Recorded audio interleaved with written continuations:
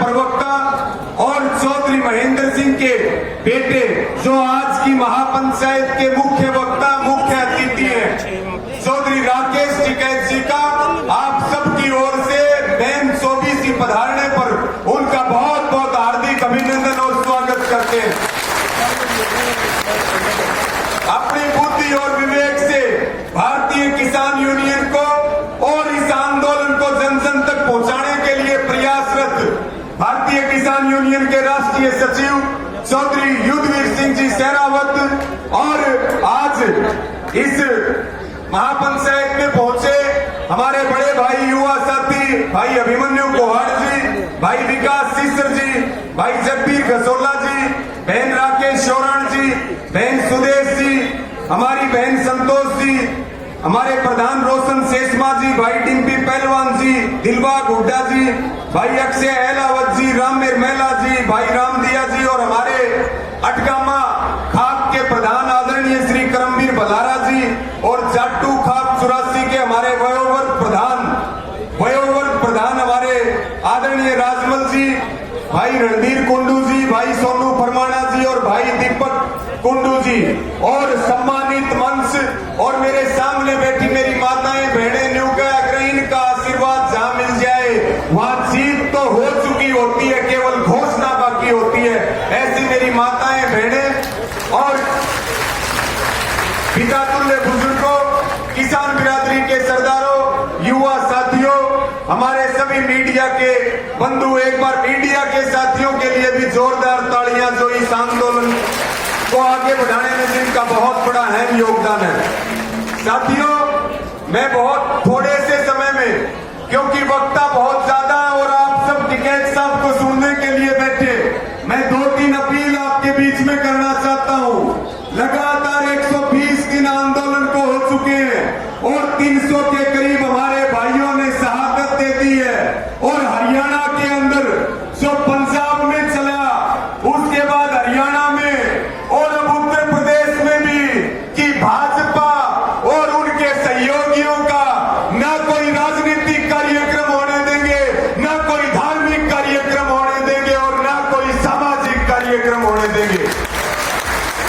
जैसे आजादी की लड़ाई में अंग्रेज हमारे दुश्मन थे, आज ये आजादी की दूसरी लड़ाई में आरएसएस बीजेपी वाले और इनके साथ खड़े जो लोग हैं वो उन्हीं के बराबर हमारे दुश्मन हैं। साथियों, 10 तारीख को विश्वास प्रस्ताव में धोखे के बाद अब तक हरियाणा वालों ने बीजेपी और जेजेपी के नेताओं को सड़क पर नहीं उतरने दिया है। भाजपा और जेजेपी मुक्त हो चुकी है, हरियाणा की सड़कें पूरी सरकार को फार्म हाउस में कैद कर दिया। 20 से ज्यादा बड़े कार्यक्रम सरकार के पिछले 10 दिनों में फेल करने का काम किया है और मेरी आपसे अपील और प्रार्थना है साथियों, कल गढ़ी सापड़ा के अंदर सुबह 11 बजे डूमरखा वीरेंद्र सिंह डूमरखा जो पूर्व केंद्रीय मंत्री और भाजपा नेता है, जिसके बेटे ने हमारी मौत के कागजों पे साइन किए, जो चौधरी छोटूराम की आत्मा को बेचने वाला है, वो गढ़ी सापड़ा में कार्यक्रम करने के लिए आ रहा। मैं आपसे झोली फैला करके सहयोग मांगता हूं कि उस पवित्र भूमि पे चौधरी वीरेंद्र सिंह डूमरखा के चरण नहीं पड़ने चाहिए और उसको भगाने का काम हम करें। साथियों, एक मेरी आपसे यह भी प्रार्थना है, यहाँ राज्यसभा का सांसद है रामचंद्र चांगड़ा, जो किसान आंदोलनकारियों को फिजूला बता रहा, जो ये कह रहा कि शराब पीने वाले लोग हैं।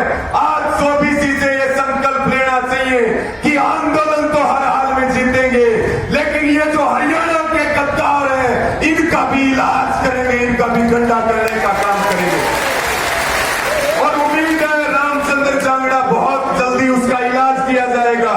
और इसी के साथ में मेरी आपसे ये भी अपील है कि अब तो हरियाणा वालों को काला कपड़ा अपनी जेब के अंदर रखना चाहिए।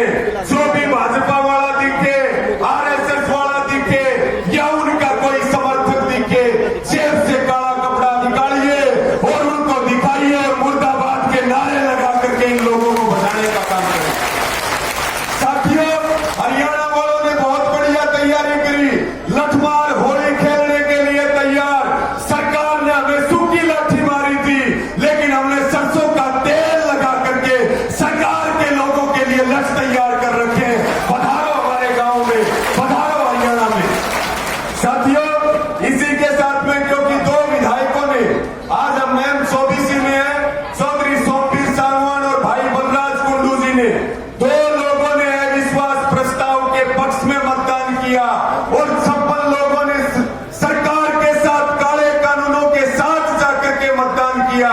ये भी आज संकल्प लेना चाहिए कि जिन 56 लोगों ने हमें बेचने का काम किया है, वो जिंदगी में कभी दोबारा विधानसभा का दरवाजा ना देख सके, वो हमेशा हमेशा के लिए पूर्व विधायक हो जाए। और लगातार मेरी अंतिम बात है साथियों, मेरी ये भी अपील है, यहाँ बहुत गांव के लोग आए हुए हैं, अपने अपने गांव में एक लाल बही लगाइए और लाल बही में अपने एमपी का नाम लिखिए जो आपके मौत के कागजों पे साइन करके आया।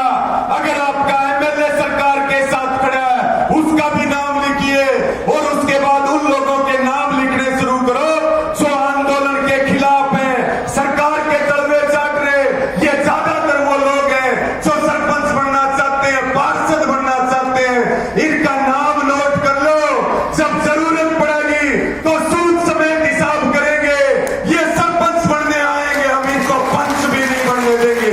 ये जिला पार्षद बनने आएंगे, लेकिन हम इनको भूषणों की माला डाल करके और इनको लात मारने का काम करेंगे। यही मेरी आपसे अपील और प्रार्थना।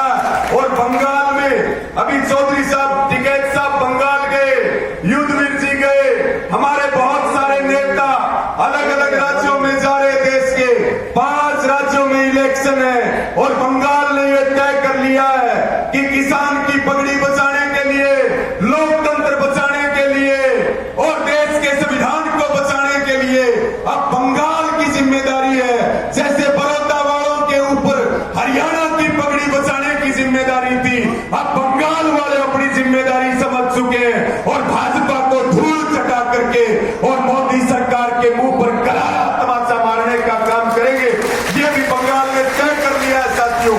मेरी आपसे अंत में यही अपील और प्रार्थना है, एक तरफ फसल कटाई चलेगी और दूसरी तरफ अब आंदोलन को भी तेज करने का काम करना, व्यवस्था बना करके मजबूती के साथ लड़ने का काम करें।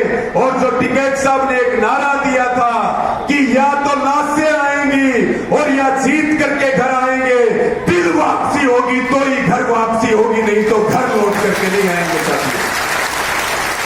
और मैं पुनः जो संयुक्त किसान मोर्चा का ऐलान है, जो आंदोलन के साथ खड़ा, जिसको सरकार सताने का काम करेगी, हमारे सहयोगियों को सताने का काम करेगी, हम उसके साथ खड़े रहेंगे। चाहे वो बलराज कुंडू जी हो, चाहे वो सोमवीर सांगवान जी हो, या कोई भी हमारा भाई हो, पूरी ताकत के साथ एक साथ सब खड़े हो जाए। मोदी ने गोटे तक टेक दिए, अब तो नाक गड़वानी है, साथ लिख के गड़वानी है और एमएसपी का कानून लेना है। और जो भूख का व्यापार करने वाला, जमीनों पर बंधुआ मजदूर बनाने के जो ये 3 कानून आए हैं, इनको रद्द करवा करके वापिस लौटेंगे। देश बचेगा, हिंदुस्तान बचेगा और हम सब मिलकर के हिंदुस्तान को सोने की चिड़िया नहीं। आपको अंत में ये बात कह रहा, जो मोदी कहा करता था सबका साथ सबका विकास और अच्छे दिन आएंगे। आपको ये अपील है, इस आंदोलन में ताकत लगा लो, जीतते हिंदुस्तान के अच्छे दिन आएंगे। सबका साथ लेकर के चल रहे, सबका विकास इस आंदोलन के माध्यम से होने वाला है और हम सब मिलकर के हिंदुस्तान को सोने की चिड़िया नहीं, सोने का शहर बनाएंगे और पूरी दुनिया में हिंदुस्तान का डंका बजे। इसके लिए जीवन भर काम करेंगे। आपने मुझे समय दिया, सम्मान दिया, मैं पुनः आप सबको नतमस्तक होकर के वंदन करता हूं और मंच पर मंचासीन सभी हमारे नेतागणों का बहुत बहुत धन्यवाद व्यक्त करता हूं, जो दिन रात इस आंदोलन को मजबूती देने में सब कुछ छोड़ करके लगे हुए। बहुत बहुत धन्यवाद। मेरे साथ नारा लगा देंगे, मैं बोलूंगा ना धर्म का ना साइंस का, आपने बोलना है मोदी है रिलायंस का।